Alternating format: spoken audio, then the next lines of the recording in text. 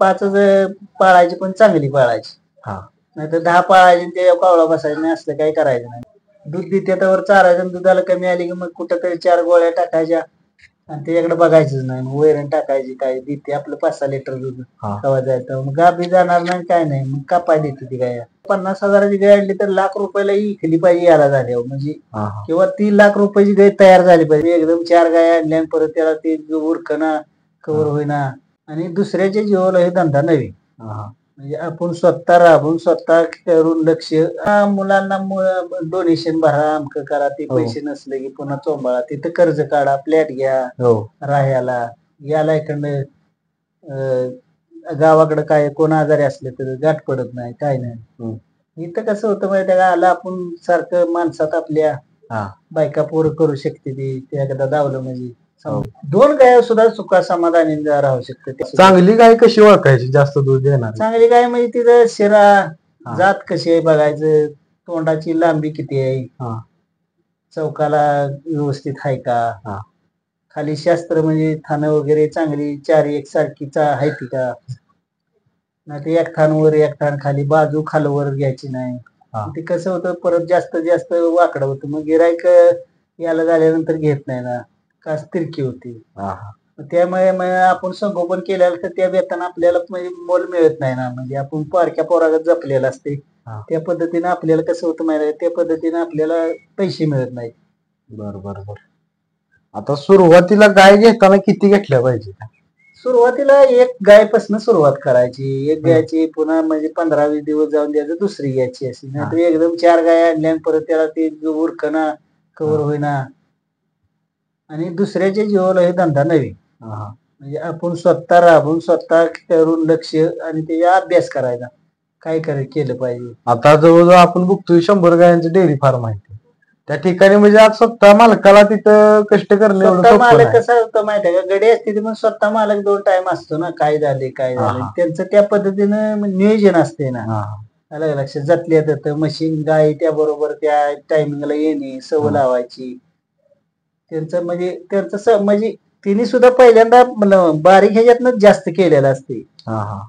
अलग लक्षात. त्यांचं कसं होतं माहिती, एखादी गाय बाद झाली तर चालू शकते, आपल्याला कसं होतं माहिती त्याच्यावर चाललं, त्यामुळे आपले थोडा ह्याच्यात चालत नाही ना. गाय समजा एखादी बाद झाली किंवा मेली फसाटली तर त्यांना चालू शकते ना, त्यांचं ती श्वासाची ताकद असते ना, तेवढं त्यांच्यात म्हणजे सपोर्ट असतो मागणं. बरोबर.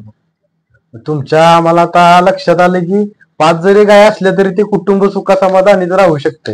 2 गाय सुद्धा सुखा समाधानी राहू शकते. नोकरी करायची, पुण्या मुंबईला जाऊन दडका खायची काय गरज नाही. खायची, पुन्हा मुलांना डोनेशन भरा, अमक करा, ते पैसे नसले की पुन्हा चोंबाळा, तिथं कर्ज काढा, फ्लॅट घ्या राहायला, याला इकडनं गावाकडे काय कोण आजारी असले तर गाठ पडत नाही, काय नाही.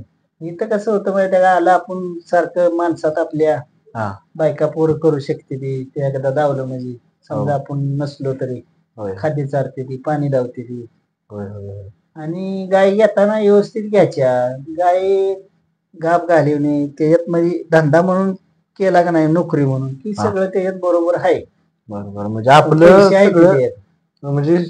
100% त्या व्यवसायात दिलं पाहिजे. आणि कसं होतं माहिती आहे का, 50,000ची गाय आणली तर ₹1,00,000 इकली पाहिजे याला झाल्यावर, म्हणजे किंवा ₹3,00,000 गाय तयार झाली पाहिजे. आपल्याला समजा ठेवायची असते तर ₹1,00,000 वस्तू तयार झाली पाहिजे, अशा पद्धतीने करायचं. नाहीतर लाखाला आणायची 50-25,000ला द्यायची, म्हणजे याच्यात मग गोत्यात येते ना. अलग लक्षात. दूध देते त्यावर चारायचं, दुधाला कमी आली की मग कुठंतरी 4 गोळ्या टाकायच्या आणि त्याच्याकडे बघायचंच नाही. मग वैरण टाकायची, काय देते आपलं 5-6 लिटर दूध कवा जायचं, मग गाबी जाणार नाही काय नाही, मग कापाय देते ती गाय. गाब जात नाही, पिशवी लूज झाली, तिला आतनं हीच मिळत नाही ना, कॅल्शियम नाही, मिनरल नाही, काय नाही, ती पिशवी लूज पडणे. बरोबर. तर कॅल्शियम मिनरल कसं वापरलं, कुठलं वापरलं पाहिजे? काय आपण पद्धतीने वापरायचं, आपल्याला ह्या वेळेला कुठलं वापरायचं आहे, त्या वेळेला कुठलं वापरायचं, मग प्रत्येक महिन्याला वेगवेगळं वापरायचं. बरोबर, वेगवेगळं वापर म्हणजे बऱ्याच गोष्ट मी बघितलं, म्हणजे प्रोटीन ह्याच्यात वेगळं, त्याच्यात वेगळं असते. ते मिनरल सुद्धा ह्या महिन्यात वेगळं वापरायचं, पुढल्या महिन्यात वेगळं वापरायचं. बरोबर. काही वेळेला ही पण वापरायचं, मिनरल बदलून वापरलं तर कॅल्शियम बदलायचं, कॅल्शियम एकानं असलं तर मिनरल बदलायचं. 5 किलो घ्यायचं ह्या वेळेला 5 किलो म्हणजे त्याचा रिझल्ट कसा आहे ती बघायचं त्यानं काय गाप जाते त्या का नाही ते अभ्यास करायचा. पुन्हा त्या पुढ्यावर लिहिलेलं असतं काय ते प्रोटीन आहे हे पहिला आपण चाललो तर त्यात काय प्रोटीन आहे ह्याच्यात काय प्रोटीन आहे. कॅल्शियमचं सुद्धा ते आपण किटली आणतो 5 लिटरची बाटली आणतो 20 लिटर त्यात लिहिलेलं असते ना हे घटक काय आहे ती. मग ते घटकाचा अभ्यास करायचा पहिल्या ह्यात घटक काय होतं मग तीच घटक असलं तर ती घ्यायचं दुसरं घ्यायचं कॅल्शियम मिनरल तसंच करायचं. नाही ते एकच घटक चाललंय म्हणजे जी घटक अपुरा आहे ती मिळत नाही ना जनावरांना. आणि आपल्या ऊसामुळे घासामुळे कसं होतं फॉस्फरस कमी होतं फॉस्फरस वरचेवर द्यायचा. बरोबर. आता म्हणजे शेडचं स्ट्रक्चर तुमचा खर्च किती आलाय 5 गायींच्या शेडसाठी? 5 गायींच्या शेडसाठी आलाय मागल्या 5-7 वर्षापूर्वी बांधले त्यावेळेला 3 लाख रुपये खर्च आला. बरोबर. त्यामध्ये काय काय केलंय तुम्ही? ती कोबा शेड मारून घेतलं साईडनं जाळी मारली सिडनेस मारले या पुन्हा मॅट आणलं त्यात.